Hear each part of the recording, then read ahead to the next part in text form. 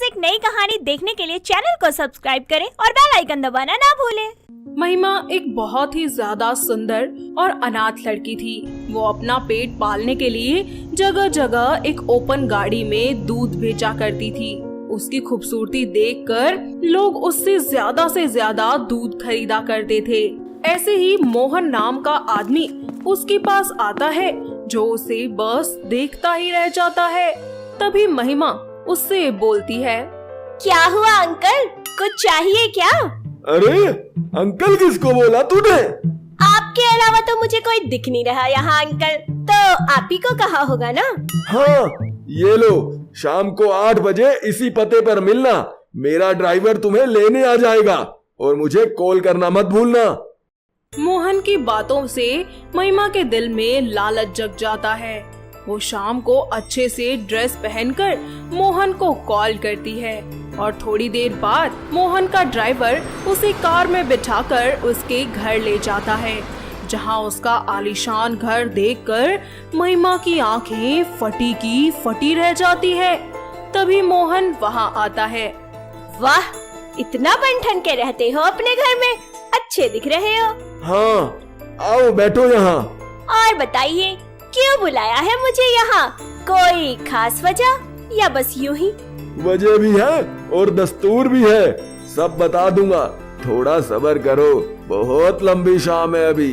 अच्छा, तो ये बात है।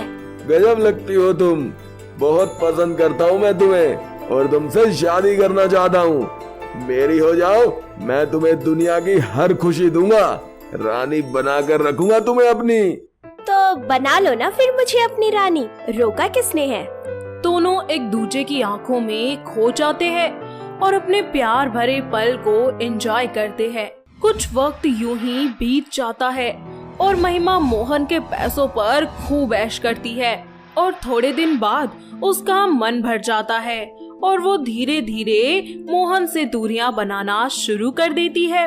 ऐसे ही एक दिन वो सब कुछ छोड़ छाड़ कर भाग जाती है और एक नई जगह जाकर अपनी नई दुनिया बनाती है और वहाँ पर भी अपना दूध बेचने का काम फिर से शुरू कर देती है। ऐसे ही 2 साल बीत जाते हैं और एक सुबह महिमा अपनी ओपन गाड़ी लेकर दूध बेचने के लिए निकल जाती है। रास्ते में सामने से बाइक पर आ रहे पीयूष नाम के लड़के से उसकी टक्कर हो जाती है और पीयूष गुस्से से तिलमिला जाता है और उससे बोलता है, अबे साले अंधा है क्या? दिखता नहीं है तुझे? मेरी नई बाइक को ठोक दिया। अबे अंधा तो तू है और दिमाग भी खिसका हुआ है तेरा। अबे दिखता नहीं है क्या? रॉन्ग साइड में गाड़ी लेकर आ रहा है, ऊपर से मुझे ही सुनाया जा रहा है। पीयूष महिमा को जब देखता है तो एक टक उसे देखता ही रह जाता है। अरे इससे एक बार तो क्या, बार बार अपनी बाइक ठुकवा लूं।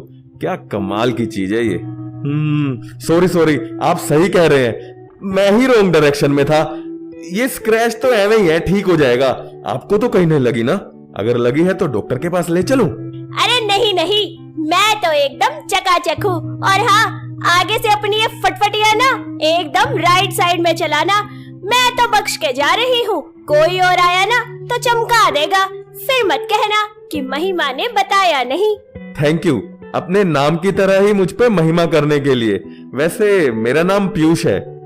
ऐसे ही समय बीतता जाता है और पीयूष महिमा के बारे में पता लगाने की कोशिश करता है और उसे फॉलो करना भी शुरू कर देता है। महिमा ये सब नोटिस करने लगती है और एक दिन वो उसे कहती है, क्या है? क्यों मेरा पीछा कर रहे हो? कोई बीमारी है क्या तुम्हें जो मुझे फॉलो कर रहे हो?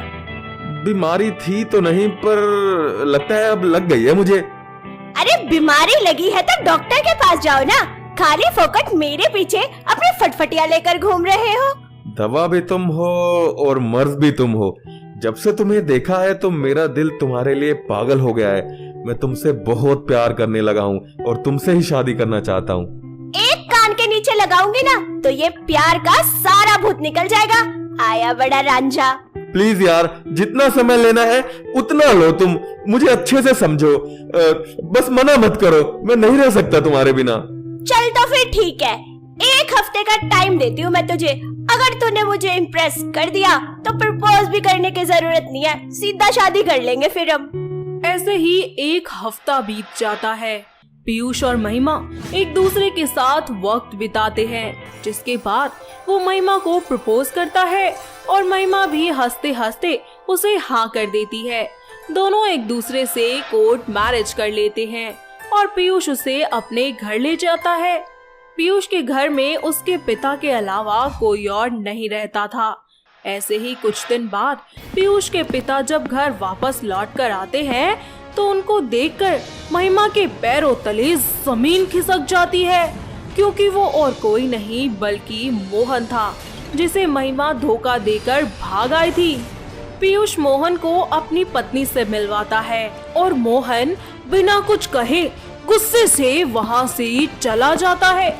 तभी पीयूष उसके कमरे में जाता है और उससे पूछता है, क्या हुआ पापा, आप बहुत गुस्से में लग रहे हो, आपको महिमा पसंद नहीं आई क्या? अरे इतनी भी क्या जल्दी थी शादी करने की, जो अपने बाप तक का इंतजार नहीं किया, कम से कम मुझसे पूछ तो लिया होता। सॉरी पापा, मैंने अपनी मन मर्जी चलाई, पर महिमा बहुत अच्छी लड़की है पापा, वो मुझसे बहुत प्यार करती है, आप प्लीज नाराज मत हो पापा। अपने बेटे की खुशी और प्यार के चलते मोहन चुप रह जाता है और उसे महिमा के बारे में कुछ भी नहीं बताता। पर महिमा को देखकर मोहन की नीयत फिर से खराब होने लगती है। ऐसे ही एक दिन पीयूष को काम के सिलसिले में बाहर जाना पड़ता है, जिस बात का फायदा उठाकर मोहन महिमा के कमरे में जाता है और पीछे से जाकर उसे हक कर लेता है। आज भी तुम में उतनी ही कशिश है जितनी पहले थी, बल्कि 1-2% ज्यादा ही है। मेरा ना ज्यादा दिमाग खराब मत करो, जो भी हुआ वो सब अतीत था जो बीत चुका है, और मैं पीयूष से प्यार करती हूँ, वो मेरी जिंदगी है और तुम दूर रहो मुझसे। महिमा उसे धक्का देकर वहाँ से चली जाती है। दिन पर दिन मोहन की बदतमीजियाँ बढ़ने लगती है, जिसके चलते महिमा बहुत ही ज्यादा परेशान हो जाती है। ऐसे ही एक रात जब पीयूष सो रहा होता है, तब वो अपने हाथों में दूध का गिलास लिए, जिसमें उसने पहले से ही जहर मिलाया होता है, लेकर मोहन के कमरे में जाती है। मुझे पता था जान कि तुम मेरे पास वापस जरूर आओगी। बेशक, सारे पल एंजॉय करेंगे, पर पहले ये दूध तो पी लो, तुम्हारे लिए स्पेशल लेकर आई हूँ। मोहन जैसे ही वो दूध पीता है और महिमा के पास आता है तो जहर अपना असर दिखाना शुरू कर देता है और वो वहीं पर ही अपना दम तोड़ देता है, जिसके बाद महिमा उसके सर पर गमले से जोर से वार करती है। साथ ही तिजोरी का सारा पैसा और गहने निकालकर अपने कमरे में ले जाकर कहीं छुपा देती है और पूरे घर में शोर मचा देती है। साथ ही पुलिस की कार्यवाही में वो मोहन के खून को लूटपाट बताकर केस बंद करवा देती है और पीयूष के साथ अपनी जिंदगी में खुशी खुशी आगे बढ़ जाती है। तो दोस्तों, कैसे लगी आपको हमारी ये दूध बेचने वाली बहू की कहानी? क्या आपके घर के आसपास भी है कोई ऐसी दूध बेचने वाली जो इतनी ज्यादा खूबसूरत और लालची हो? अगर हाँ, तो उसे ये वीडियो दिखाइए और हमें कमेंट करके बताइए। दोस्तों, अगर आपको ये कहानी पसंद आई तो इसे लाइक करें, शेयर करें और कमेंट करके बताएं कि कहानी में आपको सबसे अच्छा क्या लगा।